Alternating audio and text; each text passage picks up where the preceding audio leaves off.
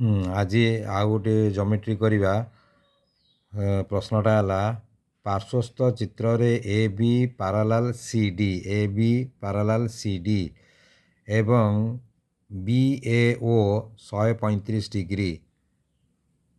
ଆଉ D C ଓ 145 degree ଏବଂ ଏ ଓ C କେତେ? ହେଲେ ଏଠି ଦତ୍ତ କ'ଣ ରହିଲା?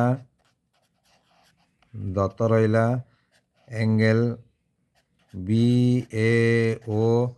इक्वल टू 135 डिग्री एवं angle D C O equal to 145 degree अंकन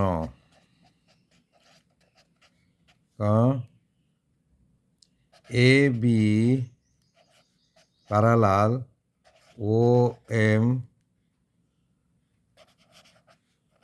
अंकन करा जाऊ। अतएव A B parallel O M एवं C D parallel O M C D parallel O M A B parallel O M जेहेतु ओ एम ए बी को parallel करिकी अंकन करागला प्रामाण्य ये कौन मागिची तेबे B A O equal 135 degree D C O 145 degree हेले ए ओ सी केते आमे जानिछे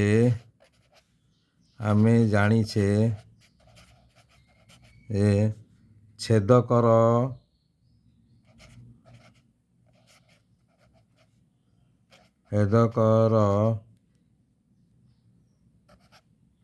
एक पार्श्वस्थ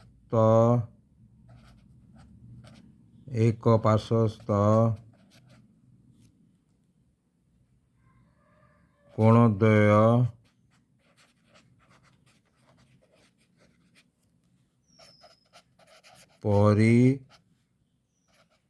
परिपूरक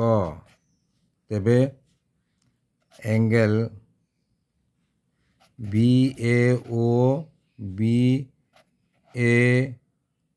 ओ इक्वल टू 135 हेले अतएव ए angle A O M equal to केते 180 माइनस 135 इक्वल टू 10 5 गला 5 7 40 45 डिग्री ए ओ एम है 45 डिग्री से ही परी angle C O M equal to 180 minus 145 degree equal to केते 10 5 गला 5 7 गला 35 डिग्री तेबे A O M C O M बाहरला hence A O M plus angle C O M equal to केते रहिला A O C angle A O C equal to तेबे A O M केते बाहरछि 45 degree plus 35 degree समान 0 नेला 1 8 80 degree ये बर्तमान बाहरी पड़ा अतएव angle A O C equal to 45 plus 35 प्रश्न पचार ए ओ सी केते A O C equal to 80 degree Uttar